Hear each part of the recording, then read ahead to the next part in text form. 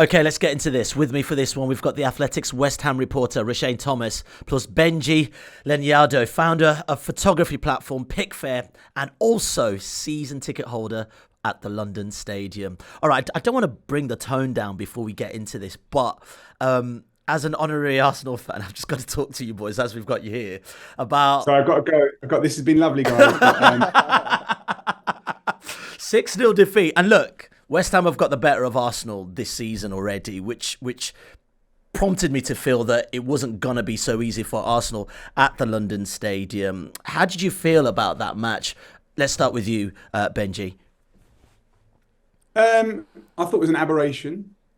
I think a lot of people have been talking about how this has been coming, but our memory is so short with this, right? You remember when we beat Arsenal away in the reverse game? And before that, we'd beaten Man United at home. Then we drew with Brighton, 7 points from those 3 games. That was only 4 games ago, man. Since then, we've drawn with Sheffield United, which we maybe should have won. We've drawn with Bournemouth, where I think it's a fair result at the moment. And then we lost to Man United and we lost to Arsenal. None of that is wild, right? The scoreline is a bit wild, and it's bringing to sort of front of mind all of the anxieties that a lot of West Ham fans do have about David Moyes. Yeah, was that, from your perspective, Roshane, one of the worst West Ham performances you've seen? Yeah, definitely up there. I wouldn't say it's the worst game I've covered or seen. Any worse than that? What was that Romanian team you got beaten by in the Conference League? Astra, Gurugui. Yeah. Nice. The worst one for me, right, is Oxford away in the cup under Pellegrini. Okay. Oh wow. Okay. I'm not sure if Benji remembers that one, but that one was awful. But in terms of the loss to Arsenal, that's been coming for weeks, in my opinion. Since the turn of the year, it's just been average performance after average performance, and defensively, the team's really struggled. I'm not sure why Moyes has changed it from a defensive pairing of Kurt Zouma and Mavropanos to Kurt Zouma and now Naif Aguerd, because Naif Aguerd, he's really struggled since coming back from the AFCON. He's really struggled. If you look at his defending for Saka's second goal, absolutely laughable. It's laughable. It was literally wide open. Might as well have just opened. It was like, you know what, Saka, just go for a yeah. score. I'm not really bothered today. Yeah. So that loss has been brewing for weeks, and now, which we'll touch on, Moyes' future is up in the air again, and it's a case where this weekend against Nottingham Forest, you have to try and hope that that's the catalyst for an increase in performance. And why I mentioned that game is last season, Benji remember as well, we were on a 4-game winless streak, and there was a 5-0 home win against Nottingham Forest, I believe, where Ings scored. And before that match, West Ham lost to Tottenham. But why I reference that game is Declan Rice, obviously the captain at the time, he called a team meeting, like a clear the air chat. Our season's not going the way we want. We need to change this. And I look at this squad now and I think Kurt Zouma needs to be that guy, or Ward-Prowse or Vadim Safal needs to be that guy and say, look, we need to come together and have a strong end to the season, because look, West Ham are still in Europe, still 8th, there's still a lot to play for. So yeah. Yeah, the defensive issues are most worrying, I think, because this is a David Moyes side that's almost like a kind of default that you can defend properly and aggressively at set pieces.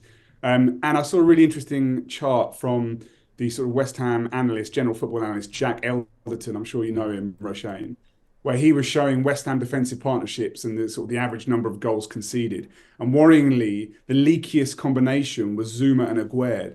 And this is per 90 minutes. This is not cumulatively. So, and they are our first choice centre-backs. And Zouma is part of the problem right now. And therefore probably unlikely to supply that kind of leadership that Roshane referenced with Declan Rice last year. But that's the defence, right? In terms of going forward, there is a very big Lucas Paquetá shaped hole in this team right now. He was injured in the reverse fixture at the Emirates on the 28th of December, and hasn't played since. That is a thing that, again, I really encourage West Ham fans to remember. Right? David Moyes' sides usually, as mentioned, are defensively robust, they're aggressive, and they play nicely on the transition. And they are at their best when they got someone like Lucas Paquetá, before him it was Jesse Lingard, before him back at Everton it was Steven Pienaar, accelerating that transition. Once you take those players out of David Moyes' team, it definitely does look a little bit more meat and two veg. So there are definitely sort of extenuating circumstances here. Well, this brings me nicely on when you talk about this big Paquetá hole, and obviously, Antonio's also injured, but you look at the movements in January. Calvin Phillips obviously comes in. Moyes has been a fan of this player from what we hear for a while, but you also get rid of 2 attacking wingers, which is definitely a position you also need help in right at this moment in time. Can you just give us some sort of logic as to why West Ham would get rid of those two players when you have got major holes in your team that need plugging, and you've also seen quite a solid decline in form? No, for sure. In terms of income, if they tried their best, Moyes said we made bids for loads of players. Ibrahim Osman, for example, had a loan bid rejected for Emil Smith-Rowe. So the priority was always to sign a left-sided attacker. Now, in terms of the latter parts of the window, that became an issue due to a number of factors. But in terms of Ben Rama and Fornals, they wanted to leave. First and foremost, they wanted to leave. They didn't want to stay at West Ham anymore. So as a manager, but then as the board though, you go, we need you here. We might give you your transfer in January, but for the time being, stay put. You've definitely got that transfer to Lyon or wherever. I definitely agree with you. That's what you should have said. You're staying. You're staying to the end of the season because we can't do without you. But the players' opinion, I need to go. I need to leave. I'm always sort of went at the pros and cons of having unhappy players. I thought, you know what, I'm better off just letting them both go. But as a result of that, as we saw against Arsenal, against Man United, absolutely weak of options on the flanks. You got Ben Johnson. He's not for being a fullback. He's played the midfield. He's played left wing. He's played the right wing. And then you have someone like Maxwell Cormier, who's actually a winger. He's not getting game time. So it's just a mess at the minute. And why Benji mentioned Luka Paquetá, he makes everything click in his team. I remember Vladimir Safal saying he plays football like it's in a Copacabana. That is how amazing he is. And that game against Arsenal, the away win, he was so important. And then obviously he came off through injury. That's what initially started with calf injury. And then he came back against Bristol City, they sort of rushed him back, and then he's been out since. So hopefully when he comes back, I sound cliche here, but hopefully he'll be like a new signing because he's so important to attack his system and he's so important to getting the best start of Jared Bowen and Mami Kudus. Yeah, Benji, the last time we were on the podcast, it was the two of you actually. It was, we were looking at how well West Ham have bought since, Declan Rice, such a huge transfer fee. And, I mean, look, Kudus, Ward-Prowse, Mavropanos, and also Alvarez, I mean, they are solid signings. How do you think they've fitted into this squad? And actually, in terms of West Ham's season, how do you think this team has moved on since Declan Rice? So I think that the key there was that you're never going to replace Declan Rice with one player. So we replaced him with two, with James Ward-Prowse and with Alvarez. El Capitan is his nickname at West Ham. Now that made a hell of a lot of sense. And actually, for most of this season, if not all of it, the three in midfield of Souček, Alvarez, and Ward-Prowse has been really effective. They kind of all do a bit of what you want from a complete midfield set. Now, that is what makes the Calvin Phillips signing so strange, because that was not an area that we needed to strengthen. Like as you mentioned, we get rid of two wingers. Yeah, let's get a little bit more, speed and flair on the wings. What he should have done with Phillips is put him on the bench and say, you've got to play your way into this team. You've got to wait until someone gets injured. You've got to wait for or a suspension, then prove yourself. What he did, which was strange, and it's made things very lopsided, is it certainly did on his debut. He threw him in against Bournemouth, and we were essentially playing four central midfielders, and he sort of played Ward-Prowse out on the left. He's not a left winger. He's never been a left winger. He can't run, that boy, but he can put in a good tackle, and he's got a bit of an engine on him. He's certainly got he hasn't got the acceleration, but he's got the energy, and he's got his set pieces. So yeah, that was strange. It felt a little bit like in the summer, when we were linked with Calvin Phillips and Ward-Prowse, it always seemed to be like, if we get one of those two, we'll be happy. And we had a little bit of kind of, aggression with Alvarez behind him, we'll be happy. And when West Ham suddenly had the opportunity to sort of end up with both of them, I think they just seized it because they could, not because they should. And so that's the thing that I think has been a bit weird about Phillips compared to the other signings that have been. I mean, Kudus is an absolute star. Mavropanos, we'll see. There's some positive signs there, but he's not like seized upon the Premier League like Kudus has. But yeah, as you've said, I think we could have done with another winger, or maybe not sell. We've got a young kid called Callum Marshall, who's an incredibly exciting youngster. He's consistently Player of the Month in the PL2, and we sent him on loan to West Brom. He can play on the wing. So yeah, just feels a little bit weird, some of the behaviour over the transfer window. Yeah, Roshane, can you just give us a sense of what the youth system then is at West Ham, and also in terms of scouting as well, how West Ham operate at this moment in time, and who are they looking at? We were talking about Xabi Alonso yesterday, and we were talking about Leverkusen, how incredible their scouting is. They just needed a manager that could bring it all together. Do West Ham have some gold hidden under the carpet somewhere that no one knows about? In terms of the youth system, the first part of the question, there's some good players in the academy, some really good players. As Benji touched on, Callum Marshall, he was part of the youth team that won the FAU Cup last season. Such an important player for under-21s. I hope he does well in the Championship at West Brom, because he had as many as 20 clubs after him. So that's how much of an exciting player he is. For the young players right now, it's a case where they're like, we'll get a chance to play in the first team, maybe a 10-minute appearance, but that's it. We won't play again. And that's why a lot of fans are frustrated with Moyes, because it's been the integration into the first team for these young players that's been the issue. You've got Davama Bamba, who's been playing every so often, but he's still young, and he's directed quite a few contract offers at the minute. And then last season, you got defender like Jamal Baptiste, who's left because he didn't see a pathway into the first team. And we got others like Harris Nashby, Sonny Perkins, who have gone over the years. So you got a case where there's young players who are talented, but they're looking elsewhere in terms of receiving first team chances. In terms of the recruitment team, it's improved so much. It's improved so much. When Moyes came back December 2019, there was only one scout.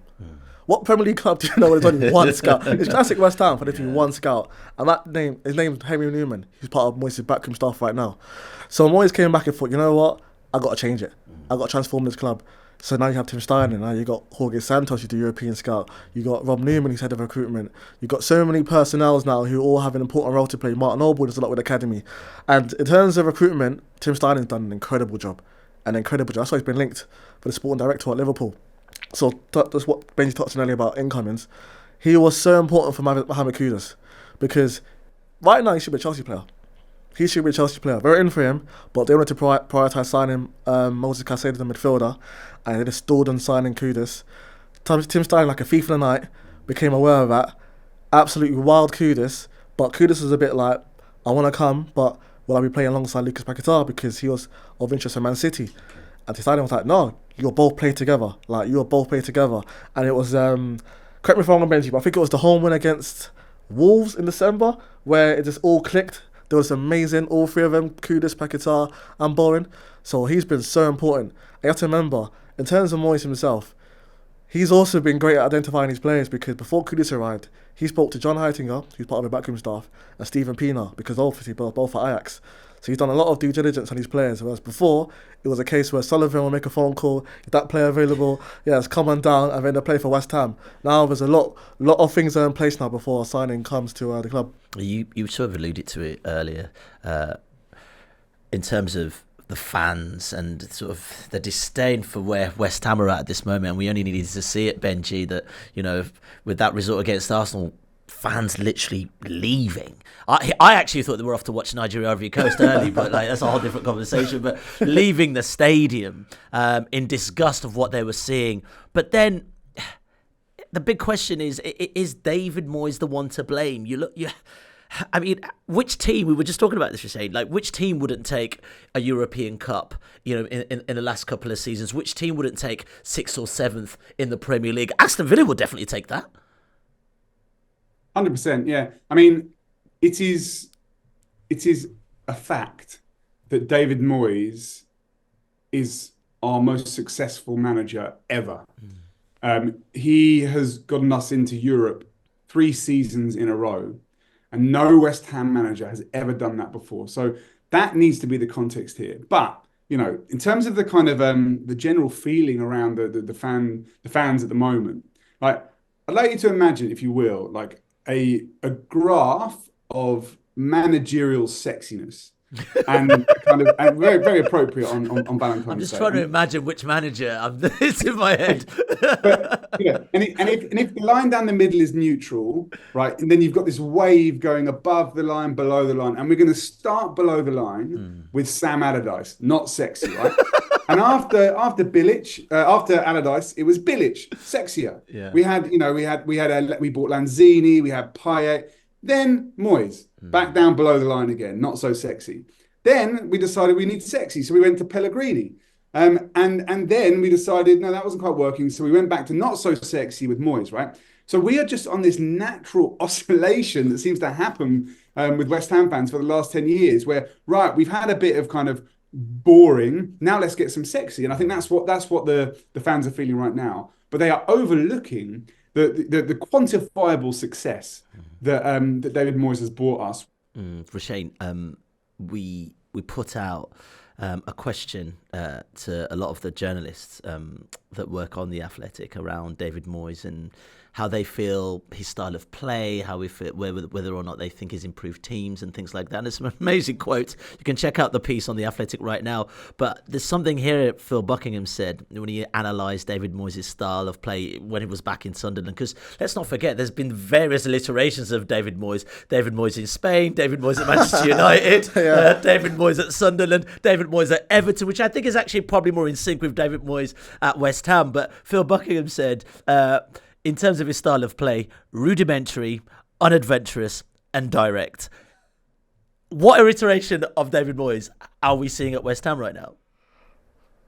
Very, similar in terms of direct, I'd say. Yeah. It's not often where the team's like fun to watch, but then when I think of David Moyes, if you look back on his track record, he's not really one for having a team that's like great to watch. That's not really his style. David Moyes' style is building teams, or clubs rather. He's done it at Everton and he's doing it to a great degree with West Ham, right?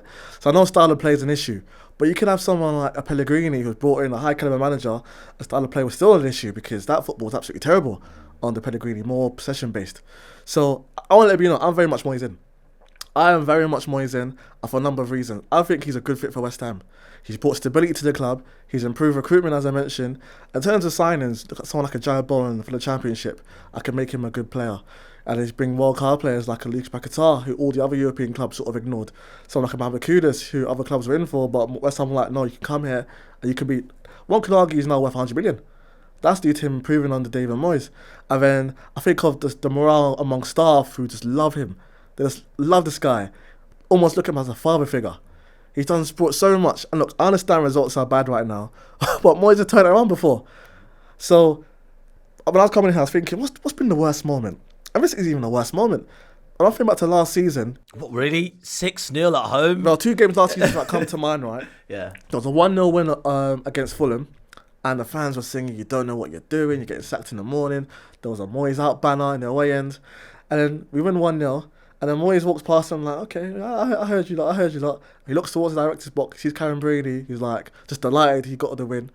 And then another game is the 4-0 loss against Brighton, where again, the way fans are singing, you don't know what you're doing, you're getting sacked in the morning.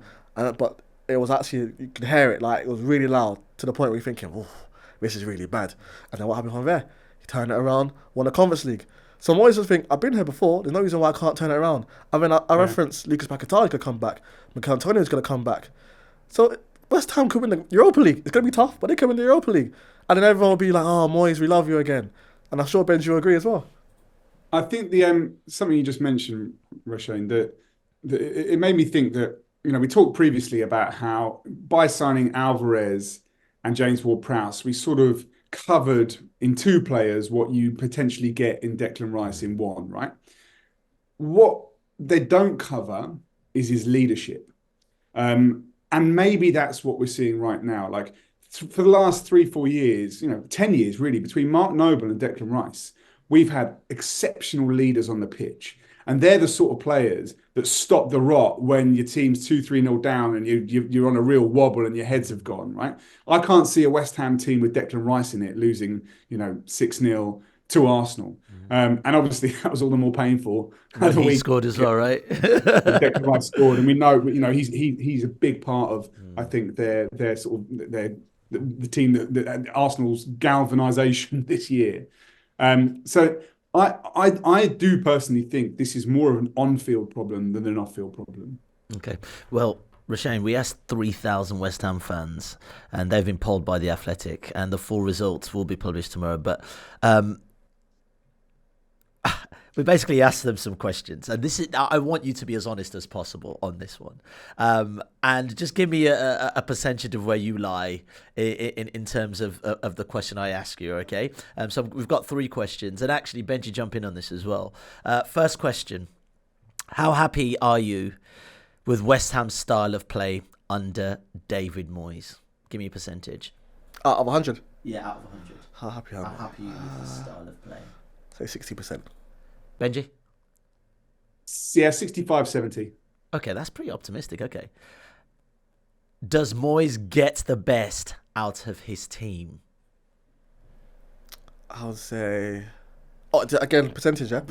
I'll give that, I get 65. So yes, he does. 65% he gets the best out of his team. What do you reckon, Benji? Yeah, yeah. The truth is, more often than not, he does. Sometimes he doesn't in a big stinky way, like, but more often than not, he does. Yeah, 65, 70 again. All right, and final one. And also, his contract is up. Let's bear in mind in the summer. Should David Moyes, you both said Moyes in. Should David Moyes be given a contract extension? Give me a percentage of whether or not, yes, he should be given a contract extension. Yeah, I'd go 70. Yeah, he should. Like, if we found a fantastic replacement that could really I felt really excited by, then I'd be happy with that 30% scenario. I think it'd be really harsh on David Moyes, but I'd get it. The issue is, and this is a bit of a cliche in football land, but everyone talks about the Alan Kirbishley scenario where you sort of don't know how good you've got it. You think that actually, the sunlit uplands are just over there with that fancy new manager, and actually it all ends up being downhill from there. Now, I would hope that the sort of stature of West Ham right now, which, by the way, David Moyes has built over the last 3-4 years, not just getting to Europe 3 years in a row, winning a trophy. And also, you do that, you then attract players like Paquetá, and good players beget good players. As Roshane just said, once you got Paquetá, you got a higher chance of getting a Mohamed Kudus. So it could be now that some of the top managerial talent out there could be eligible for West Ham. And if that's the case, then yeah, I can understand if they go for it. But I'd be happy with Moyes for another season or two, definitely. I gotta say, right, I think West Ham fans are being ungrateful. I really do, because when I look on social media and I see the criticism they give to David Moyes, I'm like, hold on a second. Do you know what West Ham were before David Moyes? Because when you think about West Ham over the years, not factoring the past 3 seasons, it's been a case where the odd mid-table finish, surviving relegation, that's pretty much it. These European trips, which a lot of fans have enjoyed, myself included, it's been amazing. Experiencing Prague, day I'll never forget. But that's all down to Moyes. That is all down to him. Were it not for Moyes, West Ham will be 10th, or also just about staying up. All these new experiences have been down to him, so the supporters need to be grateful for what he's done. Yes, I know it's not going good at the minute, but give the man the respect he's due. I think there's not wanting to create some sort of hierarchy of West Ham fans, but one of the problems is that the final in Prague last year, there were only about 5,000 West Ham fans that were able to go there, right? And obviously away games, you only ever get a couple of thousand allocation. And we've had over the last little while, we've had 3 or 4 sort of big nights at the Olympic Stadium. I'm thinking against Lyon, against Sevilla. And so I think if you were to ask any of the West Ham fans that were there in Prague or that really followed those European runs, how they feel about David Moyes, I think their love for him and their gratitude is probably so entrenched that they give him the benefit of the doubt when things like this happen. And I think that with respect, the kind of more distant fans, the fans that don't go to as many games, the kind of online fandom, yes, easy to say, oh, it's all gone to pot. Let's bring in a shiny new manager, even though I can't quite tell you who that shiny new manager is. Yeah, that's a bigger question, isn't it? Who does come in to take this job if David Moyes is moved on from West Ham? And we spoke about Graham Potter. Does he seem like someone that you can see West Ham fans getting excited about? I can see someone like Graham Potter using West Ham as a springboard for another top club. That's how I see it. And I always see it on social media, West Ham will lose. Oh, Moyes out, get Moyes out. Oh, West Ham win. Oh, yeah, we still want Moyes out. It's crazy. It really is. But look, if the board were to go in a new direction and not give Moyes a contract extension, I like someone like a Michael Carrick. I think he's good. He's done a great job. Unproven in the Premier League fully, though. Unproven. And if you look back on the board, they don't really give up-and-coming managers a chance. But he gives young players a chance at Middlesbrough. And what's West Ham's ethos in terms of academy? Well, known as Academy of Football. So the two go hand in hand. Plus, he started his career at West Ham as well. So he's definitely one I like. And look, you got other managers like Will Still, who Benji will touch on now. What, the guy from Ream? The one he actually got really good results out of Balogun from Arsenal. He was actually scoring really well for Ream, but it's the whole champ man thing I still can't get over. Well, the thing with Will Still is he's a massive West Ham fan. Right. I think he's from a family of West Ham fans. And West Ham do always seem to have a lot of French speakers in the squad as well, so that would help. But I think, as to Roshane's point, I'm not sure this board are going to appoint someone relatively inexperienced like Carrick or Will Still. It's why I do actually think Potter is probably the perfect fit, because his stint at Chelsea has ruled him out of like a big club for at least his next job. But as we're seeing with Chelsea, that club is mad. Like Pochettino is barely able to kind of get it under control. Yes, they've had a couple of good results, but what we've seen this year is that Chelsea last year was not Potter's fault, and his career up to that point was exceptional. Look at what he did in Sweden with, I can't remember the team. Forgive me, was it Silkeborg? Maybe that's someone that we played in the Europa, I think. But whatever the Swedish team were that he managed, he did fantastically there. He started the kind of revolution at Brighton post kind of Chris Hughton that De Zerbi is now getting all the credit for. If De Zerbi ends up with the Barcelona job in the summer or something, I hope he sends a big case of wine to Graham Potter, because he's the one that laid the rails. So as a football manager, I would be very happy with Graham Potter, because I think he's sophisticated, he's modern. If he can bring some of the kind of scouting nous that they had at Brighton, even though I know that's kind of part of the kind of institutional setup there, I'd be very happy. What he isn't, and this might be a negative mark for West Ham fans, he's not really a personality, is he? Like he tried it with the Rollnecks at the beginning of his Chelsea reign, but he's a that was his glow up. Let him have it. I know, but he's a bit of a geek, isn't he? Right, and whether West Ham's would be happy with a very, very impressive geek, I don't know. Like at least with Moyes, you've got that kind of mannish, gruff Scottishness that definitely passes as kind of like heft and personality. I'm not sure you get that with Potter. Yeah, I can just touch on that quickly, right? Yeah. Why I think Potter was brilliant at Brighton and not so good at Chelsea is at Brighton, he had to build the club.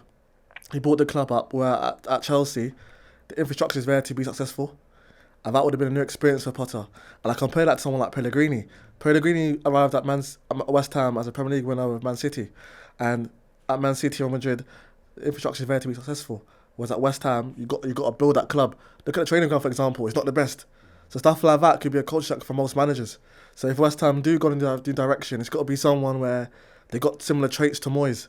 Because that's the only way I can see it working. Yeah, just quickly looked up that Swedish team. It was Östersund in Sweden. That's the one. I mean, I couldn't have got it unless I googled it. So don't. Well, mate, you should have. I'm not that bright. Anyway, they beat you lot at the Emirates. If I just leave it there. Do you know what? You just had to get that dig back, didn't you? That's why we do remember. And so for some reason, it scared my mind as well. Anyway, you bring me up nicely actually, because we've mentioned the board a couple of times now.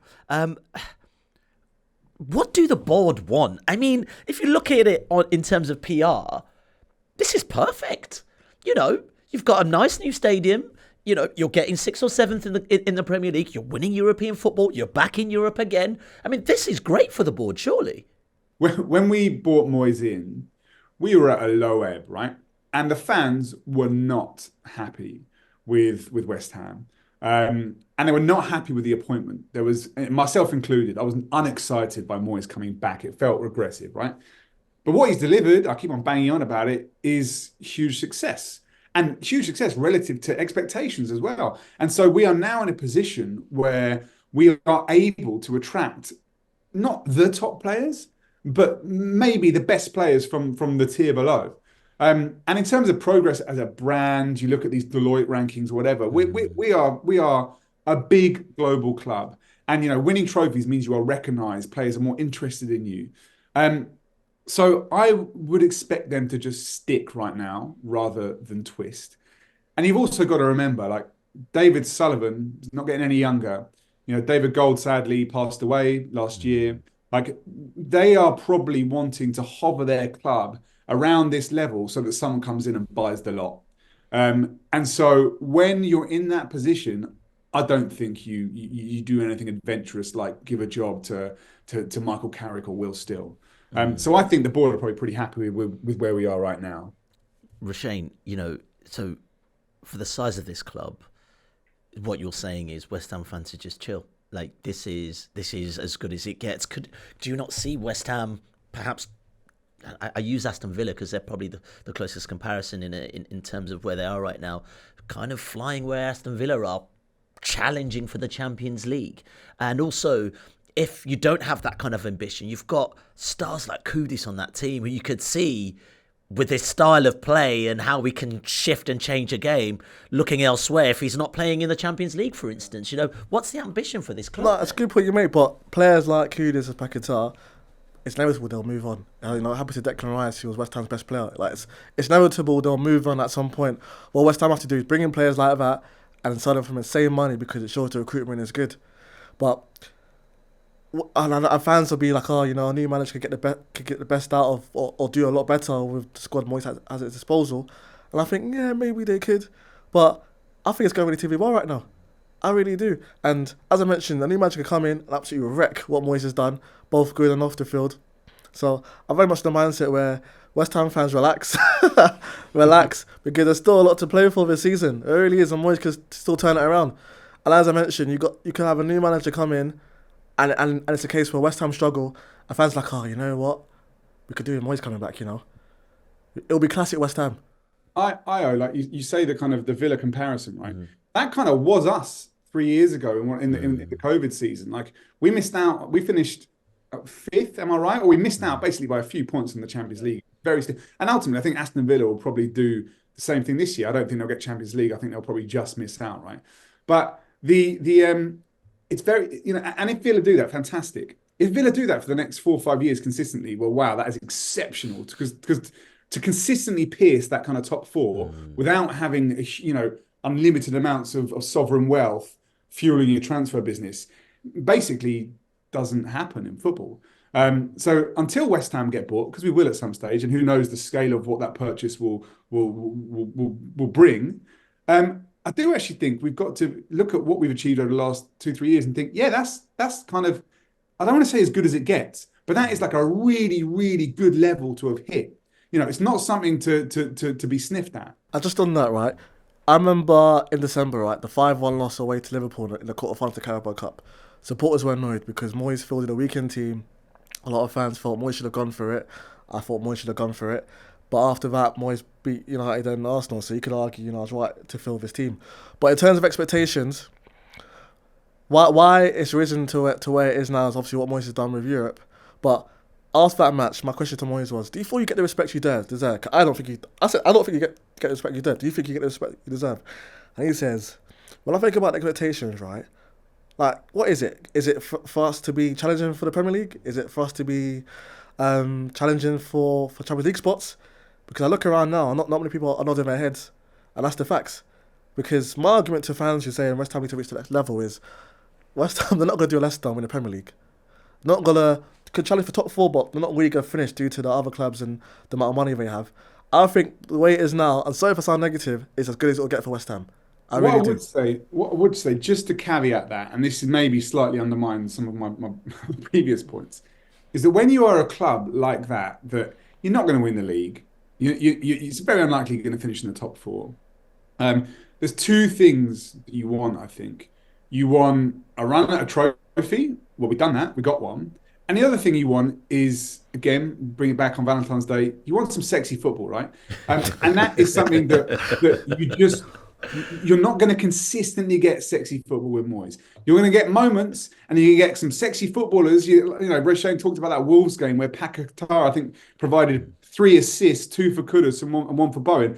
Beautiful football. We played some beautiful football in that game, but that is the exception rather than the rule. So I understand why, if your ceiling is set just slightly below the Champions League places, you want a trophy, well, we got that, but you also want some like fun, exciting, sexy football, which you just generally don't get with Moyes. So fair enough, people being a bit annoyed about that. Okay, let's leave it there. West Ham fans, I'm printing the T-shirt now. Roshane says, relax. It's on sale right now in the Athletic Football. I'm joking. I want one extra large.